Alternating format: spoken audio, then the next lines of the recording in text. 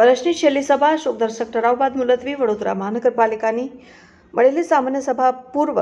Municipal સભાસદ અને statue of યુનિટીના પ્રસિદ્ધ શિલ્પકાર સ્વર્ગસ્થ શ્રી રામ સુતારના દુઃખદ નિધનના પગલે શોકદર્શક ઠરાવ બાદ મુલતવી કરવામાં આવી છે. પ્રજાના પ્રશ્નોના નિરાકરણ અને ચર્ચા માટે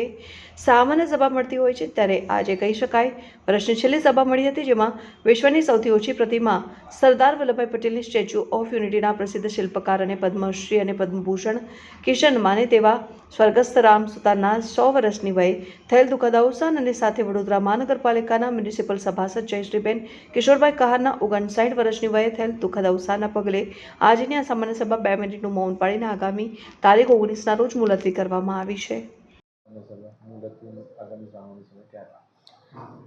સ્ટેચ્યુ ઓફ યુનિટીના શિલ્પકાર શ્રી રામ સુતાર તથા પૂર્વ મ્યુનિસિપલ સભાસદ શ્રી જયશ્રીબેન કિશોરભાઈ કહારના અવસાન થવાના સમાચાર આવ્યાથી સમગ્ર સભા દુઃખ અને શોકની લાગણી અનુભવે છે. આપણે સૌ જાણીએ છીએ તેમ વડોદરા મહાનગરપાલિકાની પ્રણાલિકા રહી છે કે જ્યારે પણ કોઈ સભાસદશ્રી જેણે પોતાના વિસ્તારનું પ્રતિનિધિત્વ કર્યું છે અને પૂર્વ સભાસદશ્રી તરીકે પોતાના વિસ્તારના પ્રશ્નોની રજૂઆત કરી અને આ સભામાં પોતાનો કાર્યકાળ પૂર્ણ કર્યો છે, ત્યારે એમના જ્યારે આ દુનિયામાંથી વિદાય લે છે ત્યારે તેવા સમયે પ્રણાલિકા મુજબ સમગ્ર સભાના સૌ સભાસદશ્રીઓ સાથે મળી અને તેમના માટે ઈશ્વરને બંને સદગતોના આત્માની શાંતિ માટે ઈશ્વરને પ્રાર્થના કરી અને સૌએ